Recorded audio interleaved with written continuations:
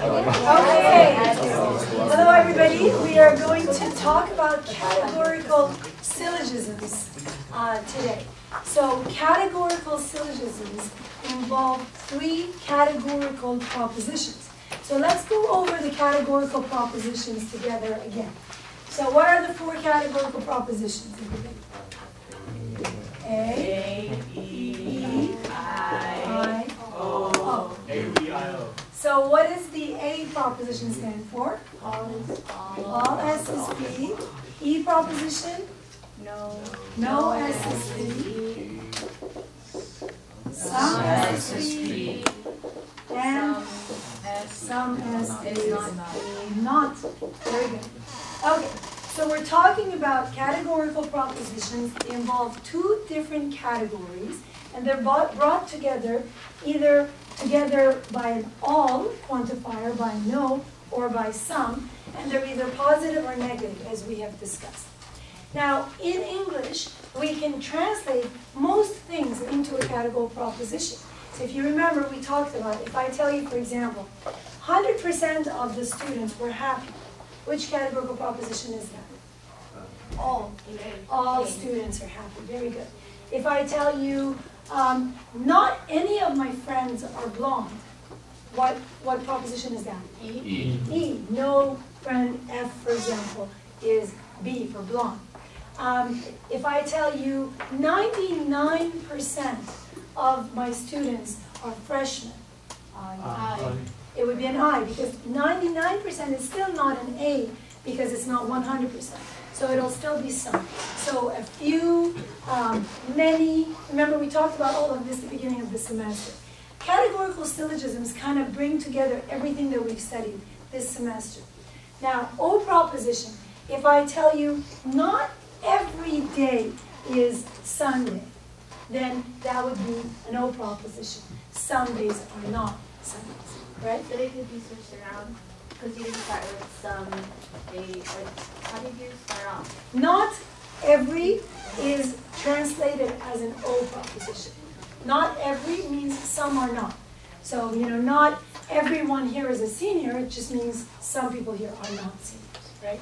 So, I just want you guys to remember how to translate, again, from regular sentences, from regular English sentences into categorical propositions. And you remember, we had to bring them into categories. Remember, not every time is going to be coming as a category. So if I tell you some men are kind, how am I going to translate that into a categorical proposition? It would be some men are kind what? People, right. So it'll be some men are kind people, because kind itself is not a category. Remember, we talked about bringing everything into categories. And if it is a proper noun, so if I tell you, for example, Henry is nice, remember, if you have a proper noun, it's always going to be a universal, but it's going to be all people identical to Henry are nice people. Remember, this was the first week of the semester. So we have to bring it into a category, and then we have to put it together into a categorical proposition. So that's what a categorical proposition is. Now, the definition of a syllogism is an argument with three propositions. Two premises plus a conclusion. That's all a syllogism is. It's a fancy word for a three-line argument. So you have a syllogism, you have a three-line argument. You have two premises, and you have a conclusion. When you have a categorical syllogism, these three propositions, the two premises and the conclusion, are all categorical propositions. So they're made up of those categorical propositions. It could be in any order, right? But it's going to have these. Now, there are rules for categorical syllogisms, and there are ways to be able to identify whether or not those categorical propositions are valid. Now, Aristotle, who I've told you is my favorite philosopher, is the person who started this logic, and he is the one who talks to us also about the syllogism. So, every categorical proposition, because it has 3 propositions, it's going to contain 3 categories. There's going to be 3 categories inside each of these categorical propositions. There's going to be 3 categories, and each category is repeated twice. Each category is repeated twice. And I'm going to explain to you how it works. The very first thing you do when you're trying to analyze a categorical proposition is to identify the conclusion. If you remember, I told you how important it is for you to be able to identify conclusions. And we studied in the beginning of the semester all those conclusion indicators, remember? So what are some conclusion indicators? Therefore. Therefore, hence, thus, right? So first of all, when you're trying to analyze a categorical proposition, try to identify the conclusion. And you write down the conclusion. For example, let's say the conclusion is all poodles are dogs. Bless you. All poodles are dogs. Let's say that is our conclusion. And our 2 categorical propositions, some dogs are friendly animals. Then we have all poodles are friendly animals. Therefore, all poodles are dogs. Now, this is a category, it's an example of a categorical syllogism. It has 3 categories. What are the 3 categories here? We have the category of dogs, poodles, and friendly animals. So we have 3 categories here. These 3 categories, if you see, they're all repeated twice. We have dogs here and we have dogs here. We have poodles here and we have poodles here. And we have friendly animals twice here. Now, I'm going to write it as just with S and P so you can see. The conclusion is having a subject and a predicate.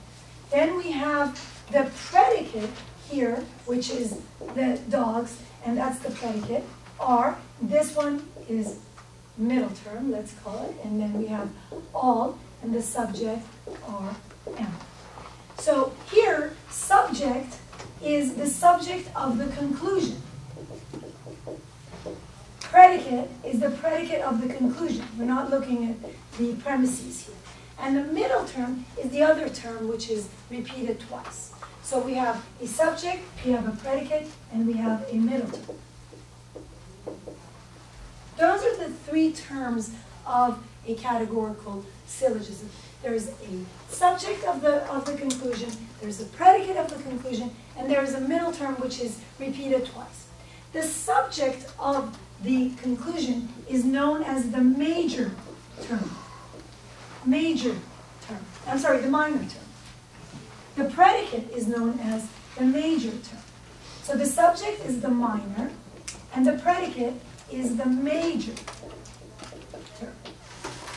So the 3 different terms in a categorical syllogism are the minor, the major, and the middle term. Those are the 3 terms. Okay. Now, when we have a categorical syllogism, we have to make sure that it is in standard form. Standard form. Before we can do anything with it, before we can analyze it, before we can determine the mood and the figure, which I'm going to describe to you right now, and before we can analyze the validity of the syllogism, what we need to do is first put it in standard form. Standard form means that once you have determined the subject and the predicate of your conclusion, then when you have a subject and predicate here, the predicate, which is your major term, is going to occur in your first premise. Your first premise is going to include your major term, plus of course the middle term, in whichever order. And your next premise is going to include your minor term, plus the middle term, in whichever order. So this can be in any order, right? In this case, for example, I had the minor term first, I had the minor term first, and I had the major term first. So both times I had them first, and the middle term occurred late. But it could be the other way around, too. The important thing is, in standard form, when you are putting a proposition, in a syllogism in standard form, you have to make sure that your minor term is always going to be your second premise, your major term is always going to be in your first one. Does that make sense, everybody? Okay, so to do that, obviously you need to know what your minor and major are, which is why you have to figure out your conclusion first. That's the very first thing you do. Now, depending on what kind of categorical propositions you have, you can determine the mood. So the mood of a syllogism, is basically the order of the categorical propositions. The order of the categorical propositions. So whichever order they occur in, that's going to be the mood. So in this case, for example, what kind of proposition is this? I. What kind of proposition is this? A. And this one? A. So the mood of this proposition is IAA. And you just list it like that. You don't have to put dashes, parentheses, anything like that. You just put IAA. That's the mood of that syllogism. Yes? Does it matter what kind of order it is? Like if it's I, and then A? Well, That's possible? of course, every different possibility is there. However, every different combination. However, when you're given a proposition, you need to put it in standard form and then determine the mood. The important thing is to have it in standard form. Is this in standard form? This one? Why? Because the major term is in the Excellent. Because the major term, which is dog, occurs in the first premise. If it were not, if it was written the other way around, you first have to switch it and then determine the mood. You see, the mood would be different. It would be AIA if it was written differently. But the mood applies only once it is in standard form. So make sure you do that. First of all, put it in standard form. Yes, Dan? So, I'm going off of one of the questions that I had in the homework. Yes. I might have done it wrong, but it was particular, and then universal. So it was I, and then A. So Okay. is that possible to do that? Or Everything is possible, not necessarily valid. Then we're going to go through the rules right now. So you're going to know if it's valid or invalid. Every combination, of course, is possible. Because you can have any argument given to you, right? So As it's we've the seen. difference between valid and sound. That's right. It's going to be, once we go through the rules to see whether or not they're valid, then you can say, well, this argument is valid or invalid. But it doesn't mean that you cannot have that argument. Of course, we have a lot of invalid arguments, as you know, right? Okay, so this is the order, which is IAA. Now, the next thing that we figure out with the syllogisms, the next thing we figure out is the figure. So the figure of the syllogism is the positioning of the middle term. So the middle term can fall in different positions. The middle term, in this case, both times fell in the predicate section, right? You see friendly animals both fell in the predicate of my premises. But it could first fall in the predicate, first fall in the subject, then in the predicate. It could fall in different places. So the figure of a syllogism has to do with where the middle term falls. So the middle term can fall first in the subject and then in the predicate. It can fall both times in the predicate. It can fall both times in the subject, or it can fall first in the predicate and then in the subject. So if we want this all in standard form, we're always going to have S and P for the subject and the predicate, for the minor and the major terms. And then, of course, which term is going to be in the first one to have it in standard form? Major. So P will always be here. So if we have this kind of setup here, it'll be on the other side.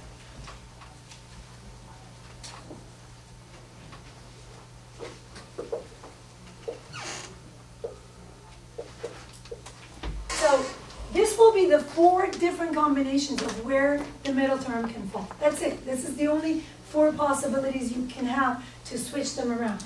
So the first one kind of has this shape. The second one is like this. The third one is here. And the fourth one is like this. This is figure 1. This is figure 2. This is figure 3. And this is figure 4. one way that helps me remember it is if you think about a shirt collar, you think about a shirt collar like that, like a man's shirt collar. This would be figure 1. Both of them on this side is figure 2. Both of them on this side is figure 3. And this one is figure 4. This will just jog your memory if you forget. So the figure has to do with where the middle term falls. So where does the middle term fall here? What figure is that proposition, do you think? The second one, right? Because both of them fall in this section. So look here, it falls both in that section. Does everyone understand this? Okay. So this, if someone asks you what is the mood and the figure of this syllogism, you would say I-A-A-2. Just like that. You would just write it one following the other. No need for parentheses. Okay. So, any questions on how to set up, first of all, the conclusion, then put it in standard form and determine the mood and the figure? Any questions on that? Now, if you are given this kind of syllogism, you can put it into that form, but at the same time, if you are given the mood and figure, you can put the syllogism together. Will, did you have a question? I'm having trouble with the relevance of figure. I just don't see the relevance of figure? Okay, so you're identifying where your middle term is. It's going to become very relevant once we're doing the test for validity, because we have to make sure that the middle term is distributed, and it's going to matter where it falls. In this case, we're just using it to identify it. So it's basically naming it. It's as relevant as the mood is, right? So we're just kind of identifying it. We're saying this is the kind, which is I-A-A, and it's 2, meaning the middle term is falling here. It's just a way of identification for now. Then it's going to be relevant when we do the validity test. Any other questions? So you can do it the other way around too. If I give you in this case, we figured it out from the syllogism. If I tell you, for example, AOE3, let's say, I give you that, right? Now, you can reconstruct the syllogism using what I just gave you and the knowledge of how to put things in standard form. So if you have AOE3, first of all, the first thing you always do is the conclusion.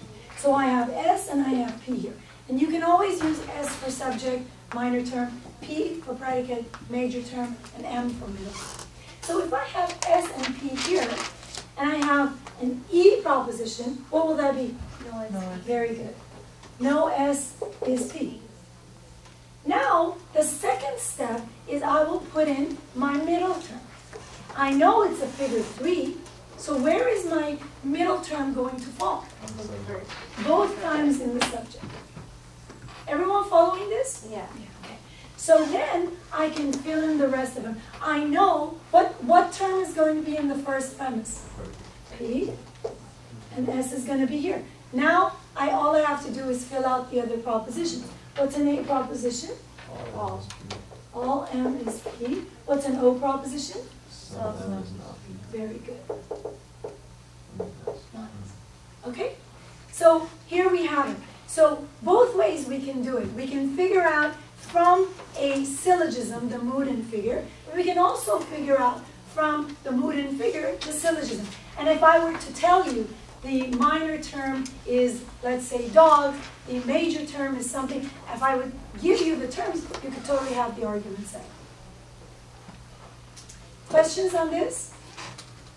Any questions on the setup of the syllogisms? Anyone? Okay, so let's move on to the rules of the validity.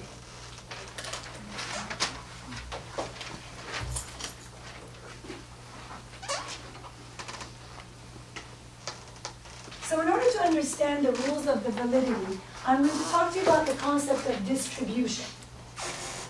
Distribution, if a term is distributed, it means involving all members. So if I'm talking about a category, and I'm talking about every member of the class in that category, then that term is distributed. If you look at an A proposition, all S is P, am I talking about every member of the subject? When I'm saying all, let's say I say all poodles are dogs. Yes. Very good. So I'm saying something about every member of the poodle family, namely that they belong to the dog family, right? So S is distributed. So in an A proposition, the subject is distributed. In no S is P, if I tell you no dogs are cats, am I telling you something about every dog? Yes. Yes, I'm telling you they're not a cat.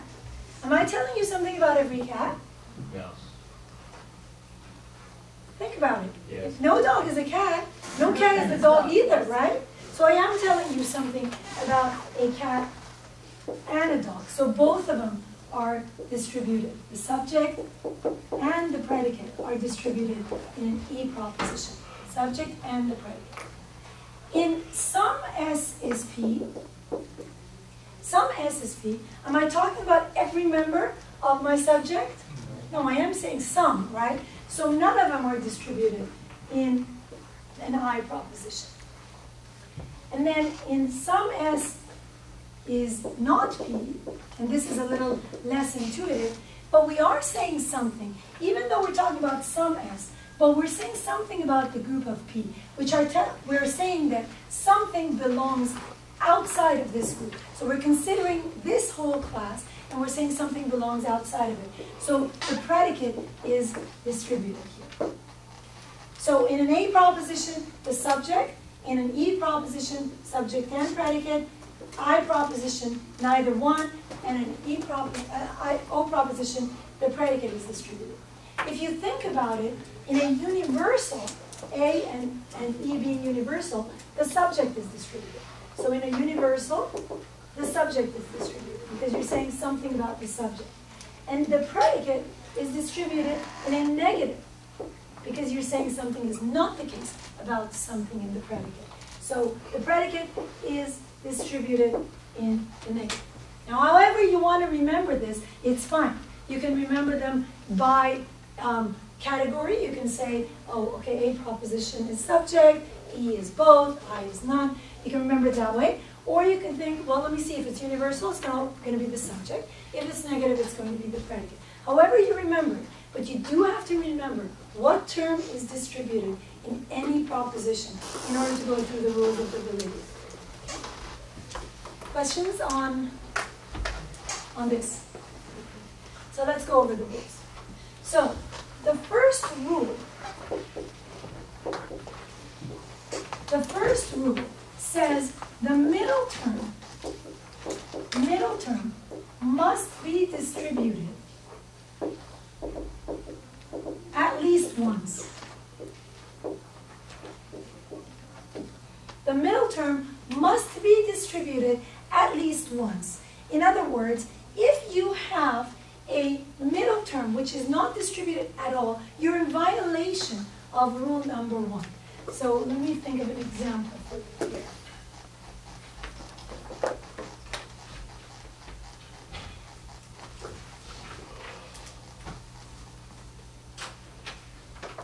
So let's go with all, let's just use the one we have. So it is not as, no. So this is in standard form. You have to first put it in standard form in order to be able to go through the rules. So is my middle term distributed here? No. Oh, yeah. Yes, because it is an A proposition, the subject is distributed. So my middle term is distributed here. Is it distributed here? No, in an O proposition, only the predicate is distributed. So because my middle term is distributed at least once, we're okay with rule 1. We put a check. We're not in violation. It just has to be distributed once, that's all.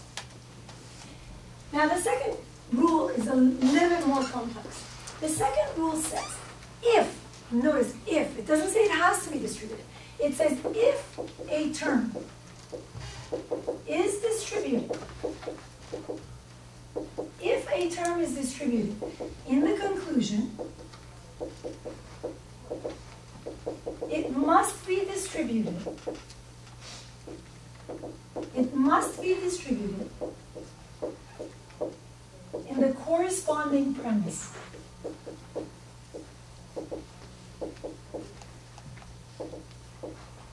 So if a term is distributed in the conclusion, it must be distributed in the corresponding premise.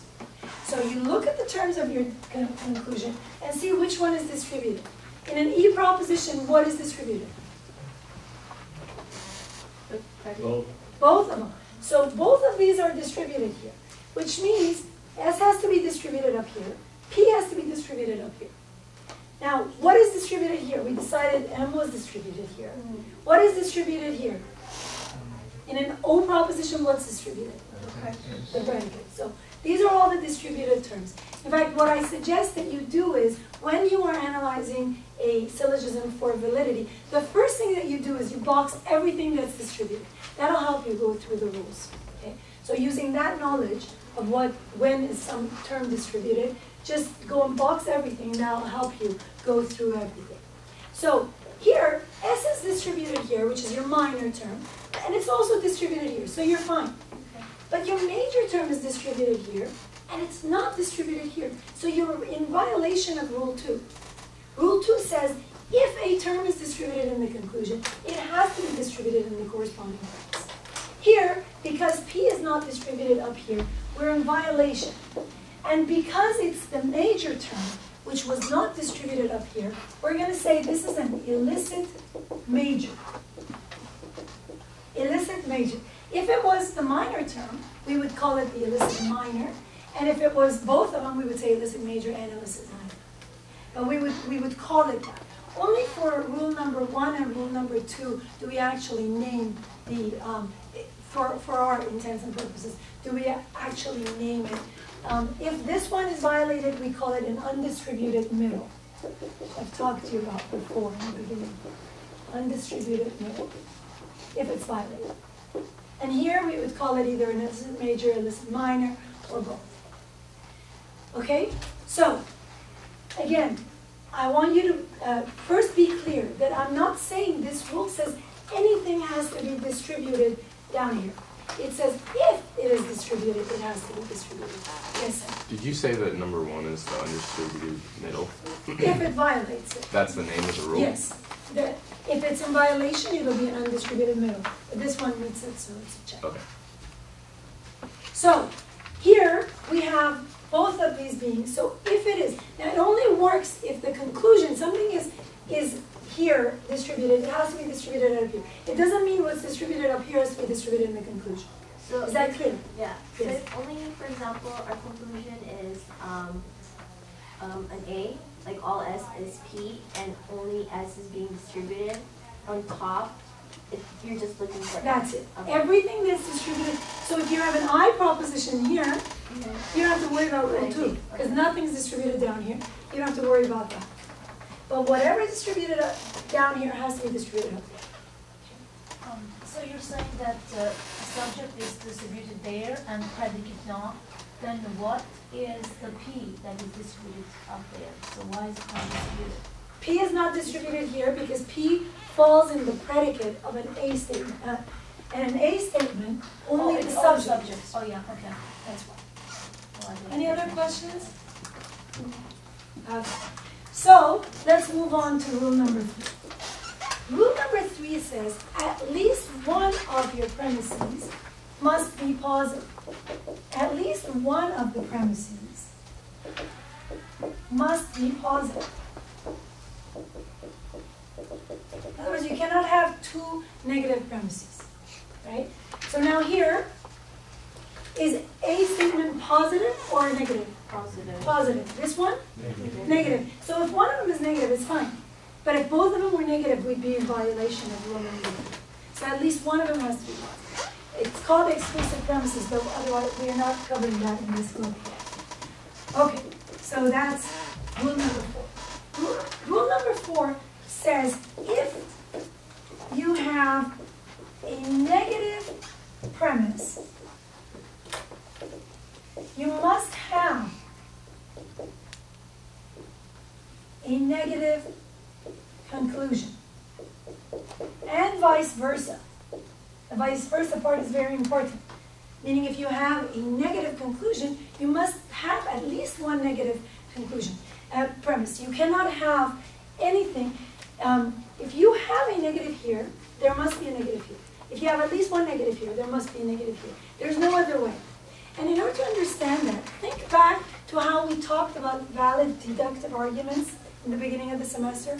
A valid deductive argument means that the conclusion comes from the premises, how much? 100%, right? So if you have a negative, the negative is going to come down into the conclusion. And if you have a negative conclusion, the negative must have come from somewhere, right? Because the premises 100% support the conclusion. That's why. That's the reason. So, if you have a negative premise, you must have a negative conclusion and vice versa. Do we have a negative premise here? Which one? The second one. Good. Do we have a negative conclusion? Yes. So we're okay. We're okay with this and we're okay with this. The last rule, rule number 5, has to do with universal and particular. It says, if you have two universal premises,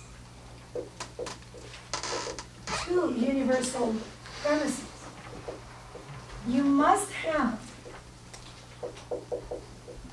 a universal conclusion, and vice versa.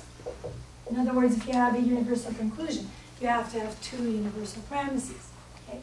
So what does that mean? That means if you have two universals, then the conclusion has to be universal. If you have a universal here, which is the conclusion, it has to have come from two universal statements. Now see how this is different from rule 4. Rule 4 says if you have a negative, at least one of the premises has to be negative. And if you have a negative premise, the conclusion has to be negative. This one talks about both. That's the difference between rule 4 and 5. Rule 5 says if you have two universal premises, you need to have a universal conclusion. And if you have a universal conclusion, both of your premises needs to be universal. So here, do we have a universal conclusion? Yes. Do we have two universal? No. No, we only have one universal. So we're in violation of rule 5. Okay, does everyone get it? So both of these had to be. This one had to be either an A or an E for this to work. So this argument, obviously, it's invalid because it's in violation of rule number 2 due to an illicit nature, and rule number 5, it's in violation of that too. Now we could have stopped at rule number 2 and said, well, it's invalid. But we have to go through every rule. If you indicate that a syllogism is invalid, you need to say because it's in violation of which rules. So you can't just stop at rule 1 if it's an undistributed method. Okay? So you can't, but you could just, for example, if you're asking, oh, if it's invalid, you're not specifically asking which rule. Yes, I am. You could just say, once you hit like the second one, you can say, oh yeah, it's invalid. No, that's exactly what I'm saying. You know it's invalid, but you still have to go through all the rules. You have to say exactly what's valid or what's in violation. Okay, so let me give you one more example. So let's say we have some P is M, all M is S, therefore, is this in standard form? Yeah. Why? Because which term is in the first one? The major. The major. So always make sure the major term is in the first premise. That's how you get. So the first step that you do, as I mentioned, before you go through the steps for the validity, the first thing is box everything that is distributed. So what is distributed in an I proposition? In an I proposition, what's None. none. Nothing is distributed in an I proposition. What's distributed in an A proposition? N. Very good, the subject. And in an I proposition? None. None. Okay, so let's go through the rules. Rule number 1 says the middle term has to be distributed at least once. Is it distributed? Yeah. Yes. Rule number 2 says is distributed in the conclusion, it must be distributed in the corresponding premise.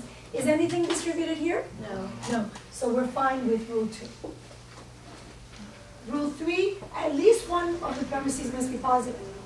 Yeah. Everything is positive, so we don't have to worry. Rule 4, if you have a negative premise, you must have a negative conclusion, and vice versa. Good. And if we have 2 universals, we have to have a universal conclusion, and vice versa. Do we have 2 universals? No. No, we only have 1. So what is this argument? Valid. Very good. Does everyone get it? So sometimes you're going to have the syllogism given to you, like I gave you here. Sometimes you're going to have the mood and figure and asked to do it as you saw in your homework. So if I tell you, for example, check the validity of this one, O-E-E, 1. Check the validity of an O-E-E-1. First, you have to set up the O-E-E-1. How do you set it up? What's the conclusion? Oh, it's S and P. And what is the conclusion? No S. Very good. No S is P. Second thing is I put in the middle term. Where does the middle term go when you have figure 1? subject. Very good. First in the subject, then E. Then of course I know which term goes in the first premise. P. And good. Now I can fill it out. What's an O proposition? Some element. Good. And what is an E? Very good. So let's go over the rules. First of all, let's put everything that's distributed, let's box it. What is distributed here? In an O proposition, what is distributed? Very good, the predicate. In an E proposition, that's both. Good. And here both. Now let's go over the rules. What's the first rule? The middle term must be distributed. Very good. Is it distributed at all? Where? On the second one. The second one. Very good. So rule 1 is good. Rule 2, if it's distributed here, it has to be distributed here. Yeah. Is it? Yeah. Both of these are boxed here and they're boxed up there, so you're fine. Rule 3 says what?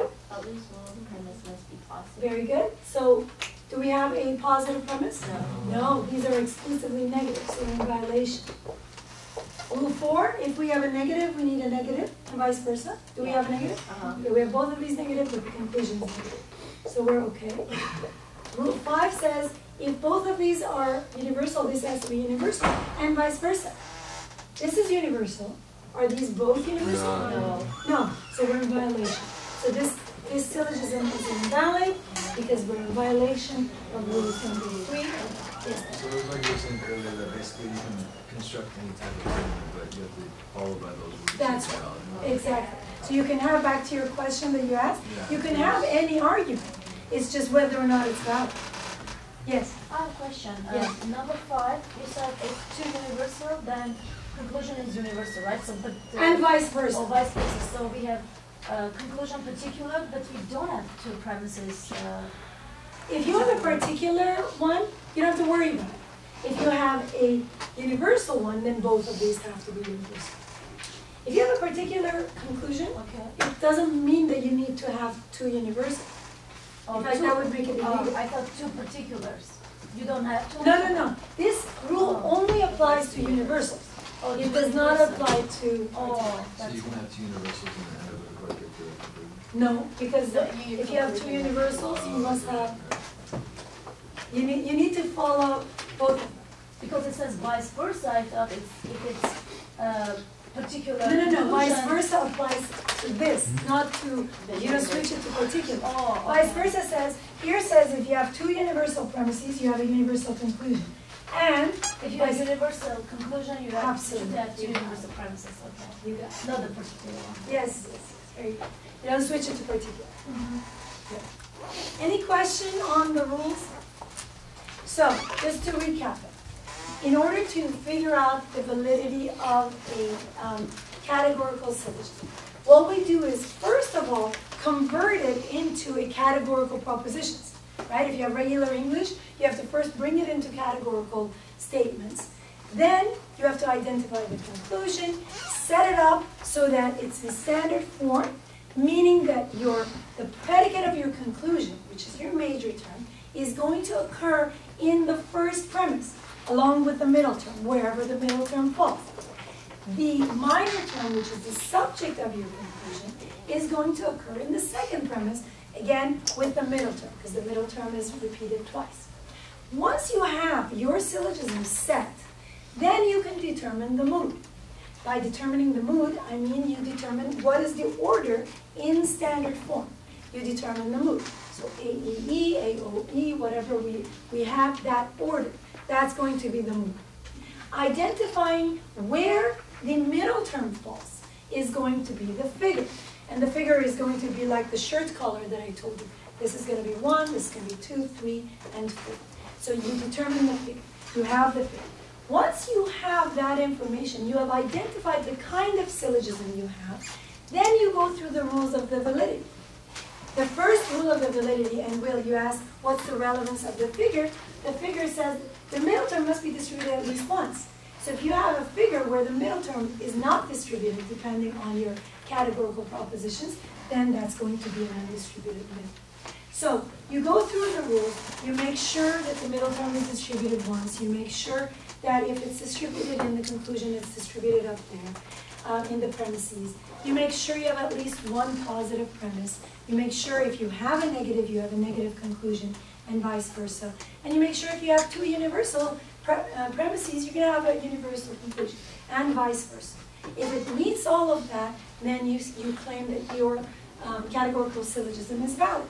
If it doesn't meet it, then you're going to say this categorical syllogism is invalid due to the violation of whatever rules that it has violated.